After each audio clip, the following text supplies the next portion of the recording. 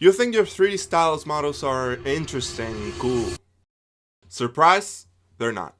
You might think they look appealing, good to look at, but they're not really. Why is that? You're not applying the stylized fundamentals. You're not applying the stylized fundamentals correctly, or maybe you're not even applying them at all. Check this table, for example. Boring. It really doesn't tell me anything. It doesn't evoke any emotion. It's just flat, boring, straight, but it's fixable. Here's how I did it. So let's start. Let's create the base of a table. Just a simple box, nothing fancy at all. Scale it, get the proportions right, nothing else. Now the same, the legs. Let's create a cube. Add a mirror modifier so we get the 4 legs. Now I'm gonna add some loops because we're gonna use them to create a curve later on. But now let's just use the simple deform modifier and select taper so we can create an angle. But check it out now. It just completely changes drastically the shape language with just one modifier. Let's create a simple curve with the proportional editing. That's why we added the loops. And now let's start with the table. Let's start by just simply scaling this polygon. Very simple. Let's add some loops so we can deform it as well. And now it's when the fun really starts.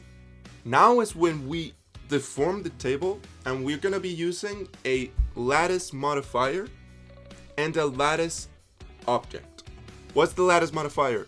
Basically a box with some control points which can deform a shape assigned to it just by moving the control points. Nothing really complex, but it's really useful if you want to create big shapes, stylized shapes especially, because you can deform a shape really quickly with a real smooth result.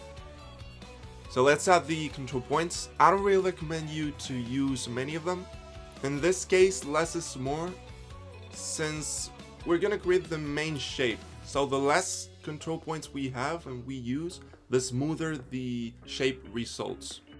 Now let's add the actual modifier, the lattice modifier, and assign the table to the lattice object. Now I'm just playing with the control points, just scaling them, moving them to create a shape. This is really basically trial and error. Don't really worry about not getting the silhouette at first, not getting the result you want at first really quickly. Don't worry about it. Just play with the forms, play with the shapes, find what you really want. Don't hesitate and don't be scared to exaggerate the forms, scaling the points too much. Don't really worry about it. It's generally better to exaggerate things rather than keeping them more subtle. In this case, don't stick really to the first result you get. In these cases, mistakes can be a good thing, really. You take a look at the silhouette now. It has a smooth curve, which gives the whole object, well, in this case the table, a really smooth look and playful look and stylish look, really. So now I'm doing the same thing we did on the table, but I'm gonna add a lattice modifier to the whole object, to the legs and the table at the same time, so we can deform the whole object. We're gonna look now at the big picture, not on the details, but on the whole language of the scene. In this case, it's really simple, but even though it's simple, you gotta take that into consideration as well. So now that we've established the main shapes, main forms, we like the language, we like what it evokes to us. Now let's break the silhouette with small details.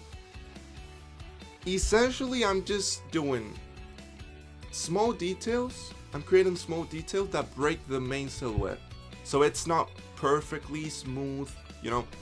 So yeah, I'm just doing some imperfections on the wood. Remember also that this is stylized art. Don't do very noisy details or very small details that aren't readable from a middle large distance. Just focus on making them big and chunky. And same with the legs, but in this case I'm not doing very big details. I don't want the main focus on the legs. I want it in the table.